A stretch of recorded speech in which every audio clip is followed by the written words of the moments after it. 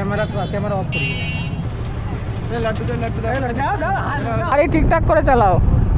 কোন ধরনের চালানো বলে? হ্যাঁ, রাইডে বেরোলে ভদ্রভাবে চালাতে হয়, সাপ্রিদের মতন চালাতে হয় না ভাই। এখানে লোকেশনটা দেখো আর একবার, যত দূর যাবে সবুজ আর সবুজ, ঠিক আছে।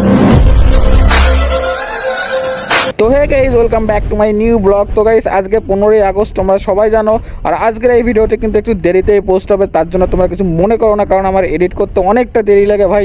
আর আমি যাচ্ছি আজকে একটা বর্ডারে, আর বর্ডারে কোন বর্ডারে যাবো সেটা তোমরা ওখানে গেলেই বুঝতে পারবে। তো আমি একটু আগে বলে দিই, তোমরা যদি ভিডিওটি ফেসবুক থেকে দেখো তাহলে অবশ্যই করে ফলো করে রাখো, আর যদি ইউটিউব থেকে দেখো তাহলে অবশ্যই করে সাবস্ক্রাইব করে রাখো।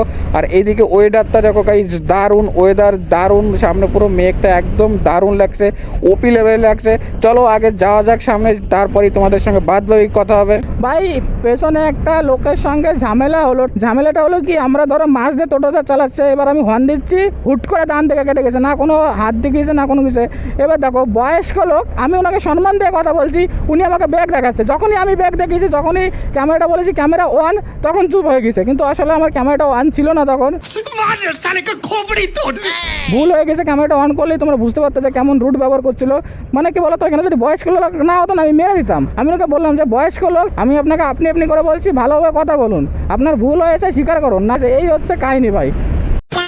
মানে রাইডে বেরোলে প্রচুর প্রবলেম ফেস করতে হয়, ঠিক আছে। যে নর্মাল ফেস হবে তা না, হিসেবে বাইরে প্রবলেম ফেস হয়।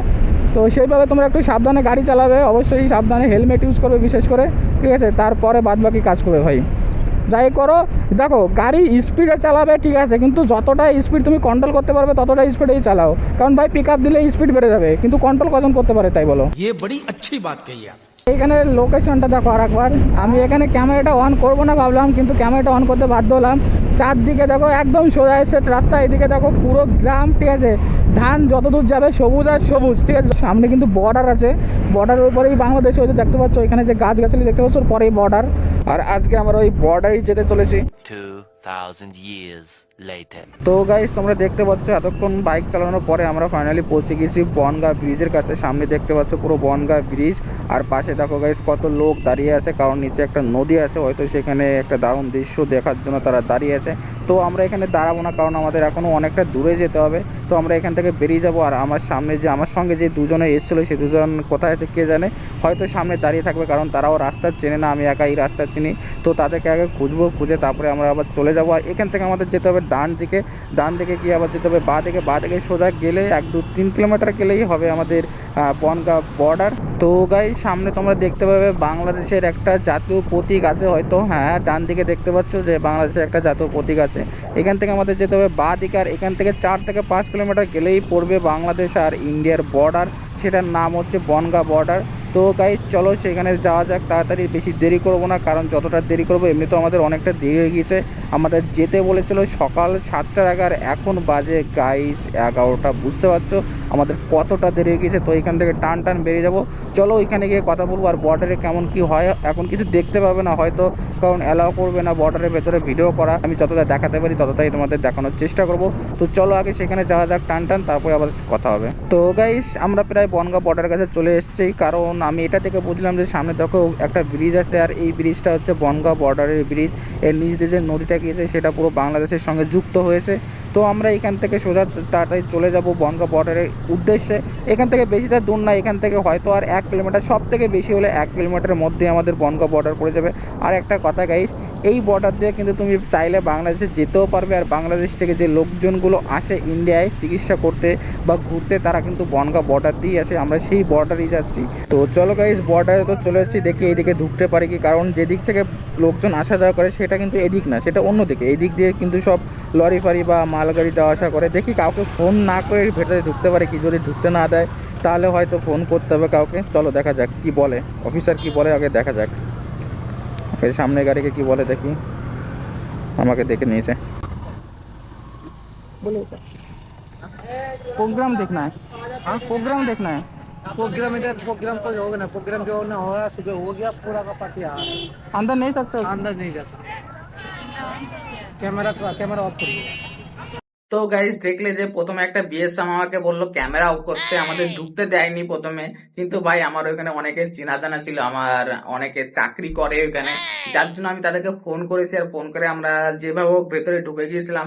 কিন্তু ভাই আমি ওইখানে কোনো ভিডিও করতে পারিনি, কারণ আমাকে বলেই দিয়েছিল যে এটা কিন্তু হাই রিস্টেক, মানে সব থেকে রেড অ্যালার্টের মানে যেটা হয় আর কি বিএসএফ দের ভাষায়, সেই জায়গা তোমরা এখানে ভিডিও করতে পারবে না, ভিডিও করে পোস্ট করতে পারবে না, অন্তত ভিতরে যে জিনিসগুলো আছে সেইগুলো তোমরা সোশ্যাল মিডিয়ায় দেখাতে পারবে না, কিন্তু জাস্ট ফটো তুলতে পারবে। ফটো তুলে তুমি সেটা পোস্ট করতে পারো, কোনো প্রবলেম নেই, কিন্তু মেইন জায়গাতে তোমাকে ফটো তুলতে দেবে না।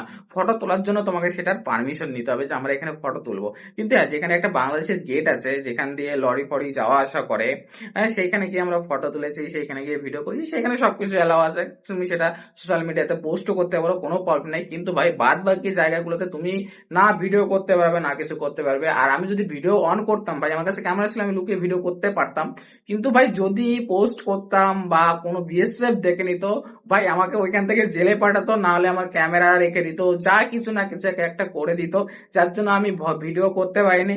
কিন্তু অনেক ফটো তুলেছি, বিভিন্ন জায়গায় গিয়ে ফটো তুলেছি, পারমিশন নিয়েছি, এন্ড ওনরাও বলেছে যে এখানের ভিডিও তুমি, বা সরি ভিডিও না, ফটো তুমি পোস্ট করতে পারো, কোনো প্রবলেম নেই, কিন্তু তুমি ভিডিওটা নিও না। ভিডিও নিতে বারণ করেছে, যার জন্য আমি, ওনরাই আমাকে ভালোভাবে বললো, যার জন্য আমি কোনো ভিডিও নিইনি, ফটো তুলেছি, সেই ফটোগুলো তোমরা একটু দেখো।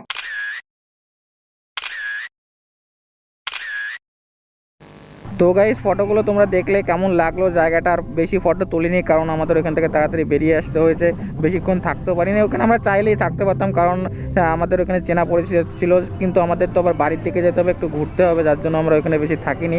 আর ভাই ভেতরে আমার একটা জিনিস সব থেকে বেশি ভালো লেগেছে, খুব পরিষ্কার পরিচ্ছন্ন, ডিসিপ্লিন ছিল ভাই, দারুণ ডিসিপ্লিন ছিল।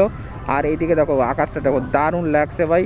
আর এই যে যে তোমরা একটা বিল্ডিং দেখতে পাচ্ছ না, বাঁ দিকে তোমরা দেখতে পাচ্ছ কিনা জানি না, হয়তো পেছনে সারি চলে এসেছি।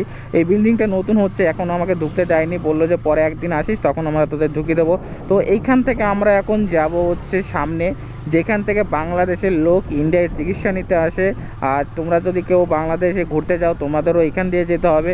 তো সেইখানে আমরা যাব, যদিও কোনো ইন্ডিয়ান বাংলাদেশে যেতে চায় না ফালতু কাজের জন্য, ঠিক আছে, সব বাংলাদেশের লোক ইন্ডিয়ায় আসে। ও আমি যে বিল্ডিং এর কথাটা বলছিলাম, দেখো গাইস এই সেই বিল্ডিংটা, এটা নতুন হচ্ছে, এটা বাইপাসের একটা বিল্ডিং, যেটা দিয়ে সবাই যাতায়াত করতে পারবে, ঠিক আছে। কিন্তু সবাই না, যারা ইন্ডিয়া থেকে বাংলাদেশে বা বাংলাদেশ থেকে ইন্ডিয়ায় আসবে তারাই শুধু যাতায়াত করতে পারবে। এটা আমরা ঢুকতে পারিনি, এখনও সম্পূর্ণ হয়নি। আর বললো যে পরে একদিন একা একা যেতে, কারণ আজকে তো আমি গ্রুপের সঙ্গে এসেছি, অনেককে নিয়ে এসেছি, তার জন্য আজকে ঢুকতে দেয়নি। তো গাইস সামনে যাকে বাইকে দেখতে পাচ্ছ সে কিন্তু আমার দাদা হয়, মানে আমার বিআইএনের বর, অবশ্য দাদাই হবে।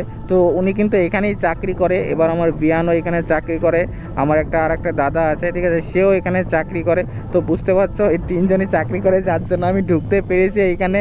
তো এইখান থেকে আমাদের বাঁ দিকে যেতে হবে, কারণ এই দিক দিয়ে আর যাওয়া যাবে না। তো সামনে আর তোমরা এখান থেকে দেখতে পাবো হয়তো গেটটা, এই যে বাসটা দেখতে পাচ্ছ, বাসের ওই পাশেই হচ্ছে ওই গেটটা, যেখানে সবাই মানে আসা যাওয়া করে সবাই এখান দিয়ে, ঠিক আছে, সেইখানেই যাব। তো বাইক নিয়ে ওখানে যেতে পারবো কি জানি না, কারণ প্রচণ্ড ভিড় আজকে তোমাকে যেতে দেবো না বাইক নিয়ে, আমার মনে হয় না বাইক নিয়ে যেতে হবে। হ্যাঁ, এখানে বাইকটা রেখেই যেতে হবে হয়তো। ভাই আমার এতে আবার কিসের টেনশন, দাদা আছে, দাদা যেভাবে নিয়ে যাবে সেইভাবেই যাবো, ঠিক আছে, এতে আমার কোনো টেনশন নেই, উনি আগে আগে থাকবে। আর এদিকে দেখতে পাচ্ছ ভাই সব দোকান ফোকান বসে আছে, আর কত লোক গাইস আজকে দেখো শুধু এখানে। এখন তো কমে গিয়েছে, আমরা তো অনেক দেরি করে চলে এসেছি, এখন তাই কমে গিয়েছে, আর একটু আগে আসলেই ভাই প্রচণ্ড ভিড় ছিল। হ্যাঁ ঠিক আছে, হিসাবের বাইরে ভিড় ছিল। ওই দেখো আটকে দিয়েছে ভাই, আর যেতে দেবে না, মনে হয় গাড়ি রেখেই যেতে হবে।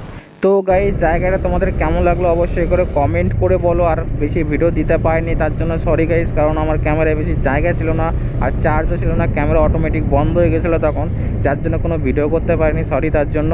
তো গাইস ভিডিওটি কেমন লাগলো অবশ্যই করে কমেন্ট করে বলো।